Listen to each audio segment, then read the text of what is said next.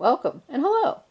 You have spoken, and based on our recent poll, which thank you very much, got a lot of great responses, today we are building a fall diorama and DIYing some items to decorate it with. I built this one years ago.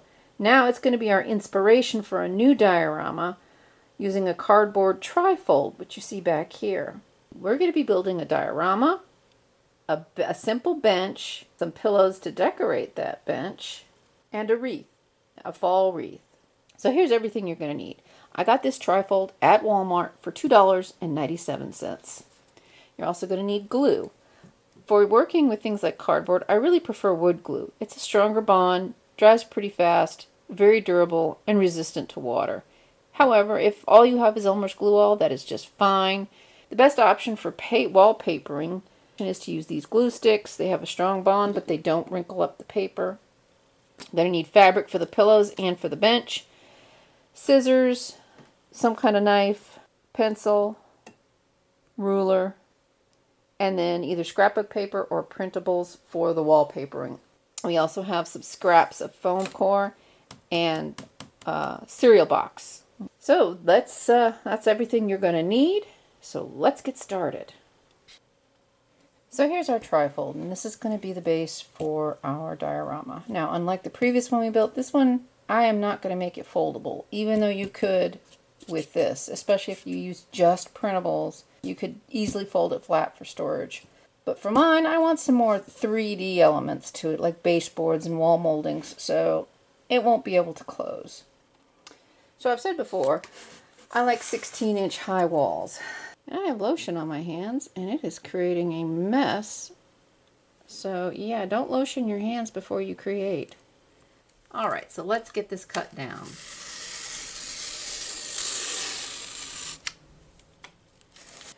So, we now have our basic diorama. It's very easy to take the piece you just cut off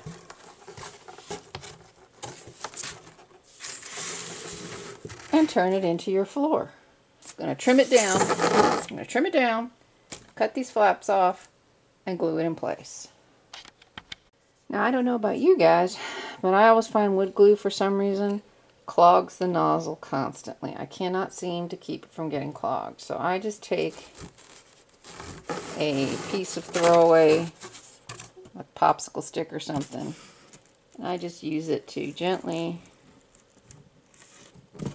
put the glue on where I need it to go. And I'm just going to glue all the way around the edge. Okay, so just like we did on our last diorama, we're going to take some just simple printer paper or whatever scrap paper you have lying around, and I created some 2-inch strips, and we're going to reinforce the bottoms of these edges all the way around the 3 sides, just to make sure that they stick together. So let's get some glue spread out and let's get these glued together.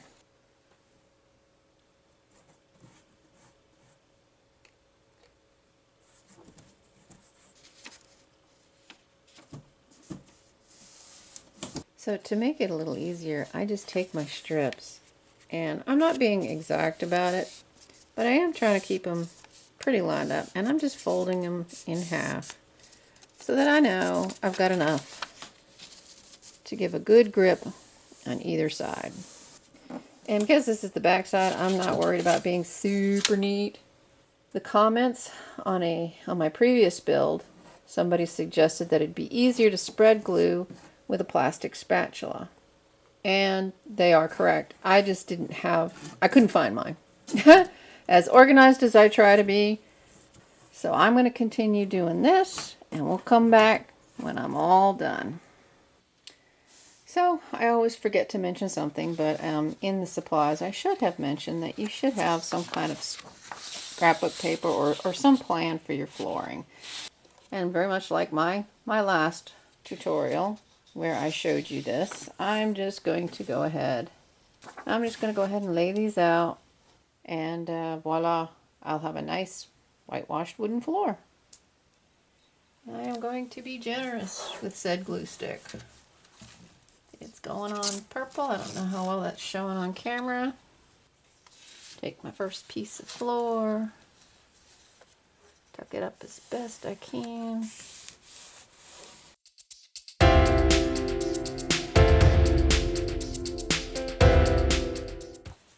So if we line this up like this, it disappears. So I think we've got our plan.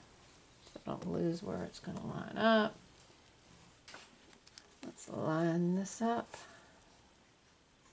And voila, we have a floor. I was thinking of doing the paneling, so I probably should have done that before I started assembling, but as usual, I get ahead of myself. I get excited about these projects. Okay, so with our box like this, I am going to take my pencil and my ruler, and I am just going to measure up 5 inches, like so. But we have marked a line at 5 inches on the back wall. Now we need to do it on our side walls.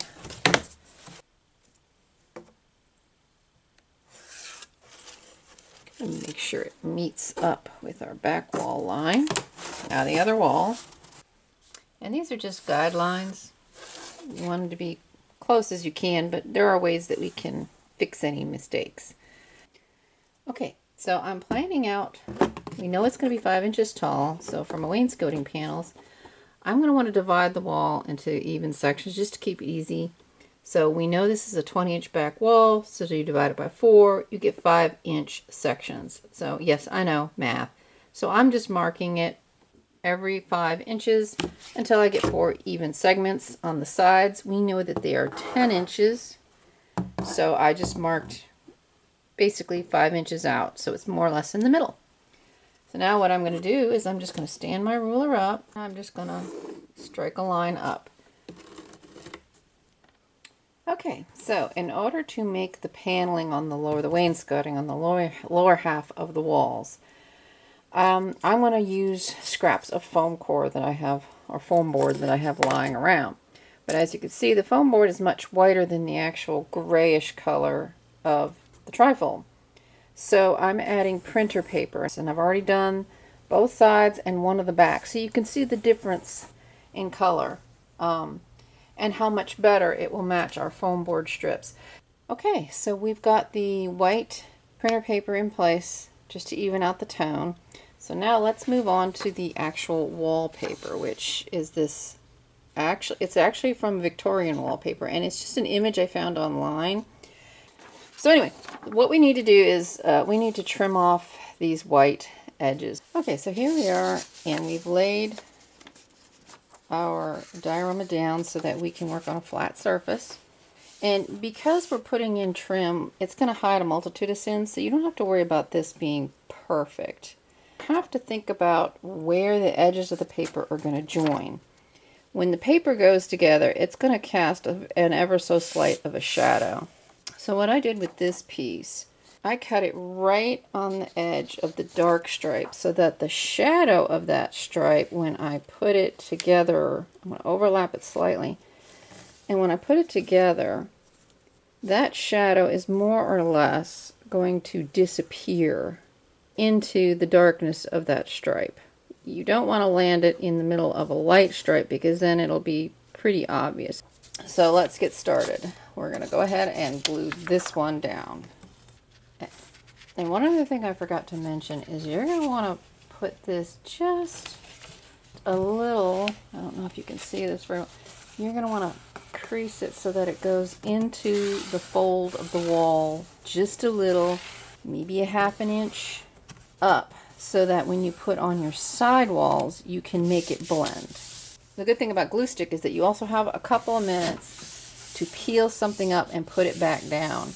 Now here's where we got to line up. Super careful, we're going to overlap, and you are going to go through a couple of glue sticks on this one. So I've just finished up this glue stick.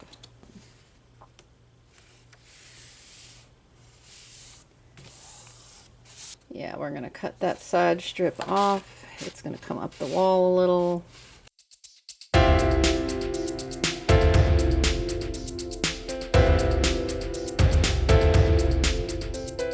And the seams of that wallpaper have all but disappeared into the pattern. So now we just need to do the side walls with the same, using the same ideas. So I don't know how well it shows on camera, but I have glued in the top rail and the baseboard on the back wall only so far. They are about 1/2 inch thick and 20 inches wide, which is the width of our display. Now what I would do is I am going to put in uprights, these verticals, and you can barely see my original layout lines showing through.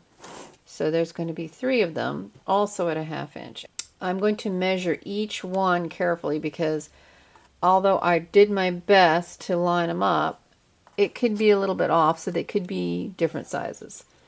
This one goes here. I can faintly see the line across. Snap it in place. And if you want to get real picky about it, you can take a ruler, and that's a little, about a little more than 5/8, 4 and 5/8. Yep, that's pretty straight. So there you go. So we're gonna do that and just continue to create it all the way around.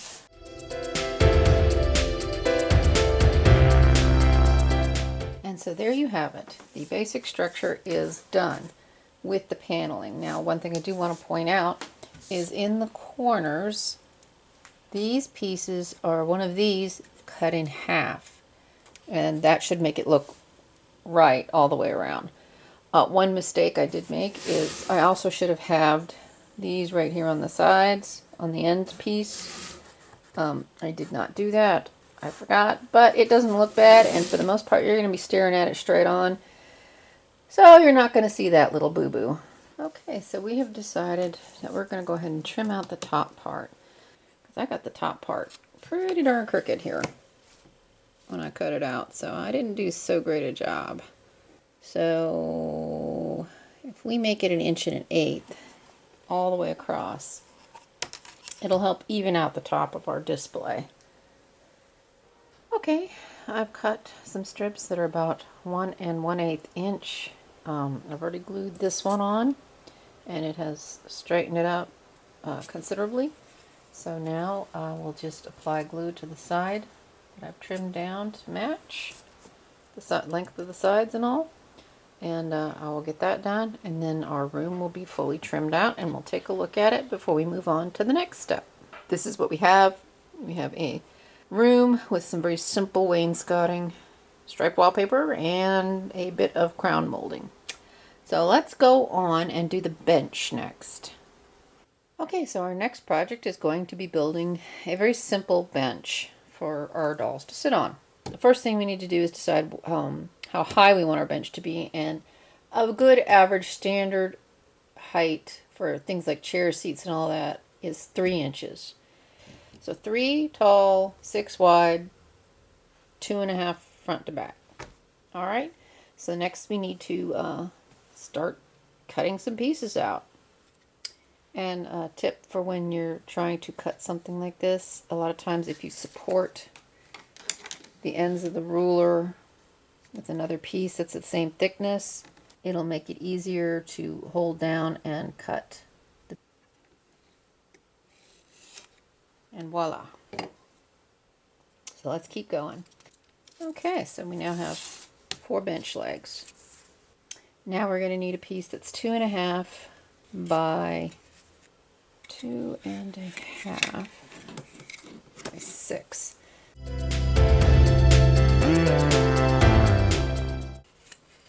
These legs are going to be going in the corners like this. But there's not a lot of glue surface there, and there's not a lot to hold them in place. Plus, I'm thinking I might want a little bit of a recessed area to put the cushion down into.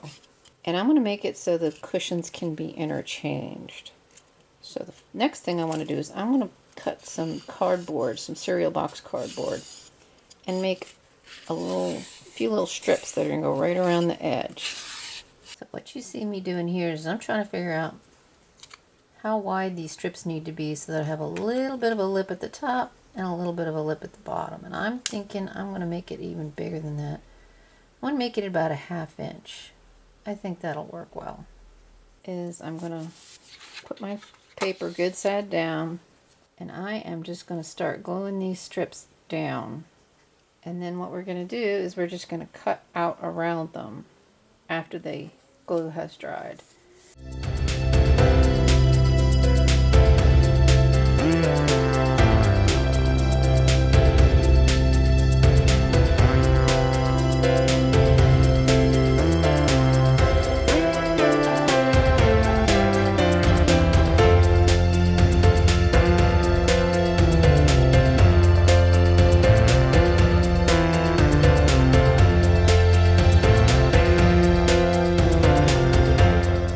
Okay, so here we are back at our messy crafting table, and here is the top of our bench. I have covered those strips of cardboard with our wood grain paper and glued them all the way around, and what you can see is that there's left a tiny, maybe 1/8 of an inch lip all the way around, and then the rest of it is here at the bottom. And what this is going to do is when we go to glue our legs in place, they're going to be able to tuck up right in there and have more glue surface to help hold them in place. These legs are foam core at a 1/2 inch wide. So what I did was I just took a ruler, I just rolled it again, and then rolled it again. And it lands just shy of 1.5 inches. So if I wanted to wrap this in paper, I would need a strip 1.5 inches wide to make sure I covered it completely. I have started gluing this one. I line up one top edge and one side edge with the paper, because ultimately what I want is I want the end to meet up right on a corner, because when I do that, seams disappear. And you know me and seams. It's like, make the seams disappear. So in order to do that, I wrap it like this. And what I do is I line it up real careful, glue it, and then set it aside to dry, because when I go to fold this super stiff paper, it's going to want to pull. So unless this is super dry, it's going to pull away.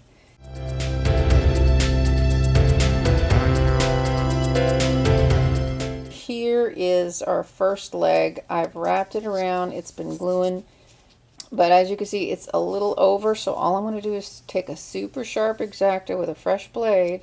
I'm going to trim this little bit of excess down, because you can't really glue it. This paper's pretty stiff. It's not going to want to fold. And so this one had some extra paper on the edge here, like I had discussed earlier. So I'm just going to take it and very carefully draw the blade just down the edge. And there you go. So to create the bench top, we're going to need, and I thought it would be cool to make this like a replaceable top, so you could change out the cushion when you wanted to. So we know this is 6 by 2.5. So I'm going to want it to be a little bit smaller to account for the fabric. I went ahead and pulled out some of my good old cereal box scraps. So I'm going to cut out 2 pieces that are slightly less than 2.5 by 6, and I'm going to glue them together for stability, because we're going to be pulling the fabric pretty taut, and we don't want this to start bowing.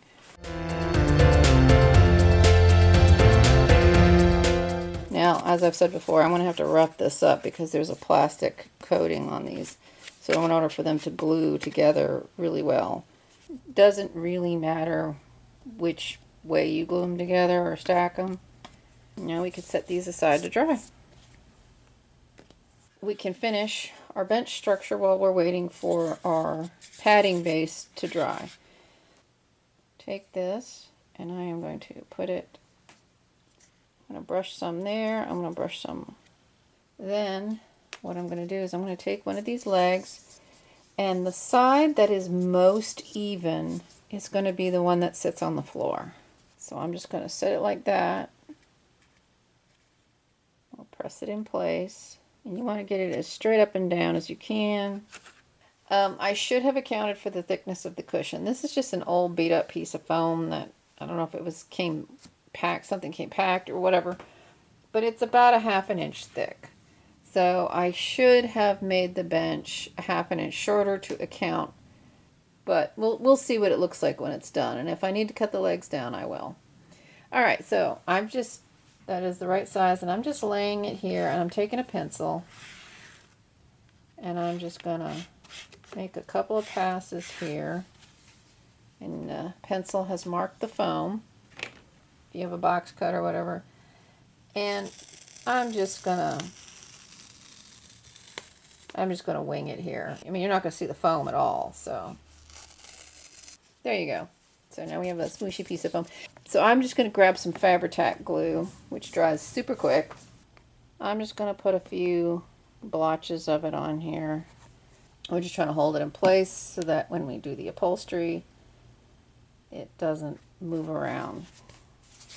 So now we need to take their chosen fabric, and we'll just be doing the present wrapping technique. So yeah, so we can cut it right along this line, and well, maybe right about here. So a good sharp pair of scissors, and you should have a pair of scissors devoted to fabric and a pair of scissors devoted to paper.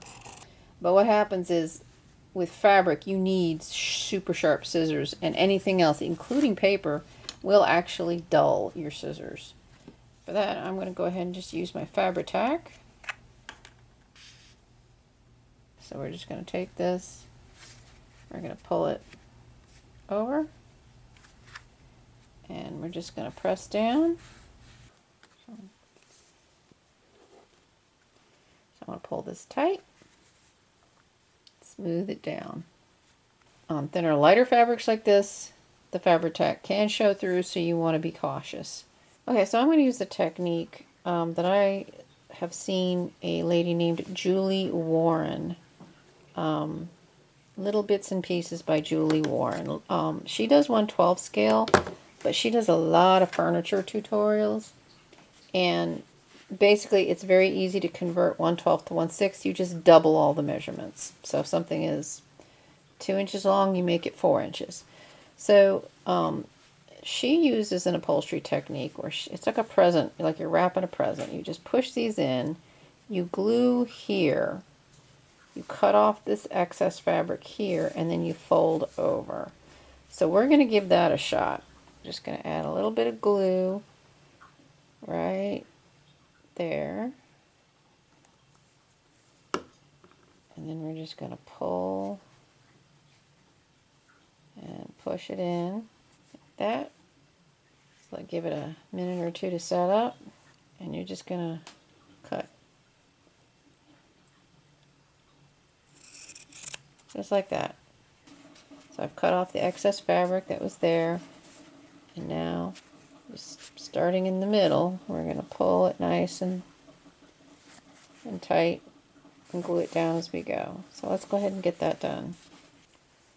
And there's our cushion. It's not perfect, but it'll do. Upholstery is something I have yet to master. Let's see if a cushion fits. And yep, drops right in. Let me move this forward so you can actually see it. So the cushion drops right in.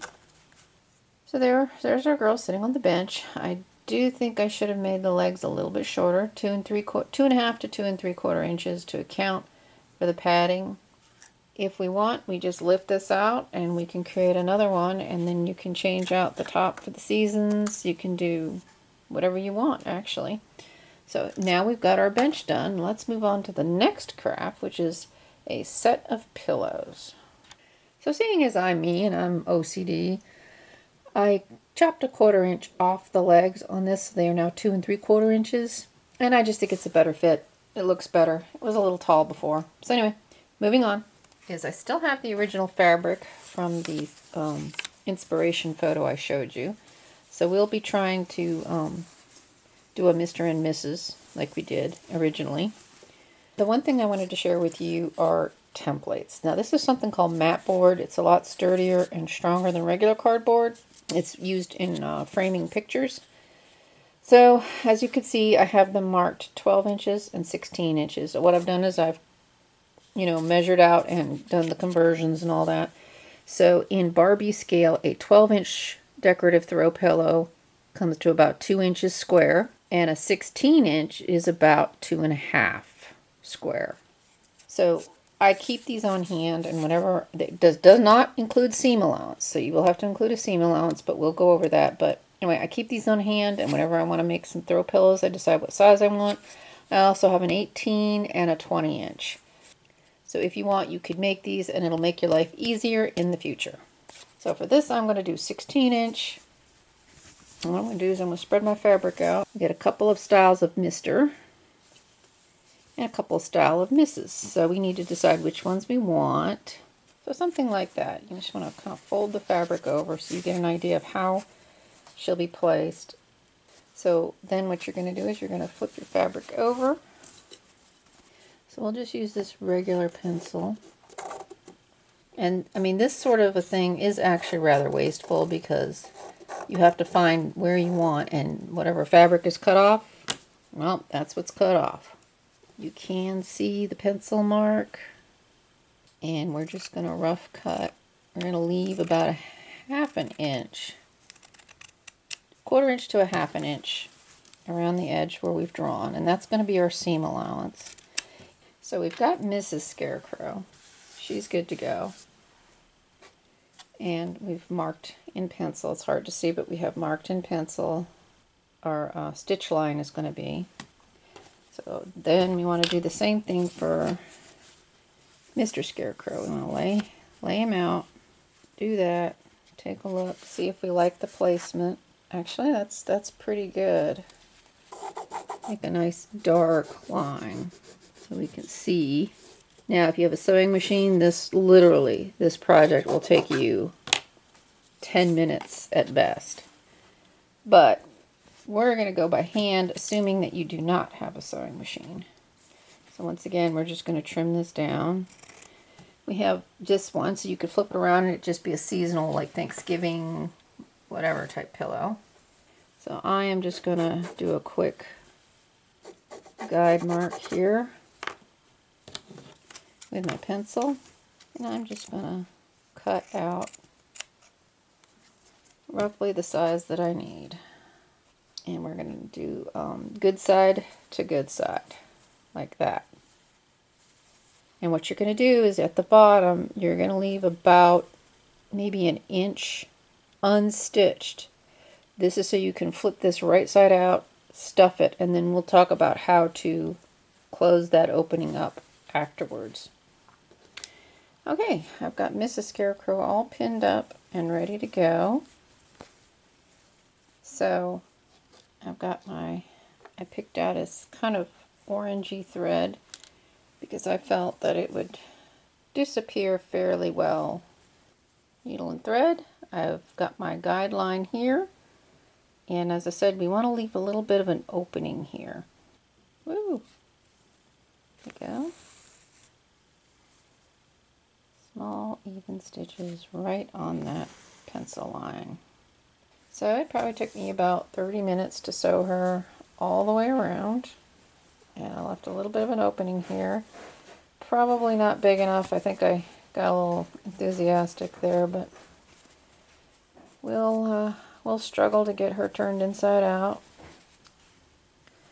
Alright, so now to get the corners and stuff out, I just taken the end of my pencil, and you can use a bamboo skewer, you can use any number of things. There you go.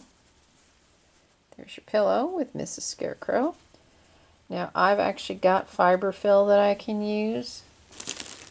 This bag I've had for a number of years, once again, because it doesn't take a lot to do these pillows. A bag of this stuff will literally last you years. So I just I kind of loosen it up a little.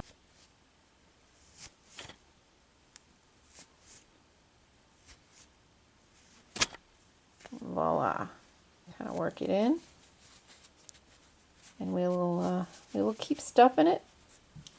Now to close up the bottom. Well, this is going to be very difficult to show, but you can see here's the edge of this side, and we're going to do a stitch just along that one edge. You'd think you'd go back and forth, and you can. But let's go here on this side. And then we're going to bring the thread over and we're going to do the same on this side. We're just going to come down through that top edge there. And we're going to come through like that. And then when you pull it together, it pulls it. And the stitch you just made is all but invisible. So you go here, like so, pull, voila. So we'll finish stitching her up. Okay, so now that I've gotten to the end, I'm just going to loop this in. And I'm going to put it back through the opening, tie pretty much a knot. Then I'm going to go in like this, and I'm going to have it come out, I'll just say the back of the pillow, like that. And we're going to make sure it's pulling that knot inwards. And we'll just take our scissors, cut close to the fabric, and then thread pulls back through and disappears, and voila. That pillow should hold together for a good long time. And there you have it, Mrs. Scarecrow. So let's get Mr. Scarecrow done. And there's Mr. Scarecrow, all done. And here we have our finished pillows, Mrs. and Mr. Scarecrow. So our next project is going to be our fall wreath. And what I have here, I don't have a grapevine wreath like I did in the original. But since this is an inspiration, we're going to roll with what we have. So what I'm going to do is, I've got this old fruit cup, and it's about 3 inches in diameter, a little over. So what I'm going to do is I'm going to trace around it, and then I'm going to trace out the middle, and I'm going to cut a ring out, and that's going to be the base of our wreath. I'm going to wrap it in this jute twine, and you can wrap it in yarn, you can wrap, glue leaves onto it. You can do whatever you want to create your wreath base. And then I do have the original flowers that I used to decorate it with, in orange and yellow sprigs. And then we're going to glue those in place. We could either use more twine, or we can use a ribbon, an 1/8 inch ribbon, to use as a hanger. So let's go ahead and get started. This is probably the quickest, easiest craft. Now for this you can use hot glue. I'm probably going to use Fabri-Tac. Alright, first things first, I'm going to take my little fruit cup, and I'm just going to trace around. And I mean, you want to be as neat as you can, but it does not by any means have to be perfect. And there we go. So the next thing I want to do is I'm just going to rough guess the center. I'm going to take this.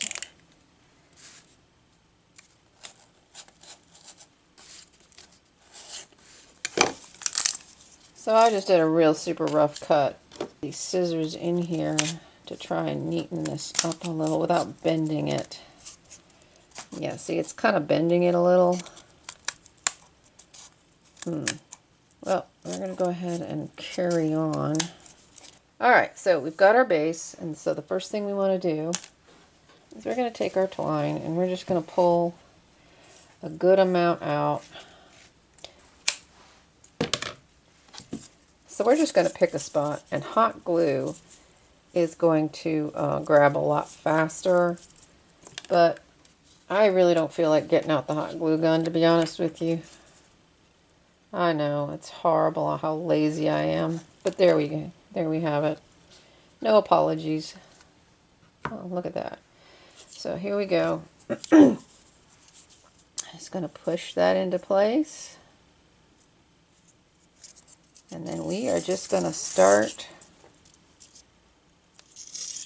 wrapping it around like so. And you're going to have to hold that end for a while till it dries. Now I'm pulling it fairly tight, and I'm keeping it pushed together as I'm doing this. Okay, and the end has already set up. So we are good to keep going. And we're just going to keep doing this until it goes all the way back around. Now periodically I will stop to add more glue just to keep it anchored.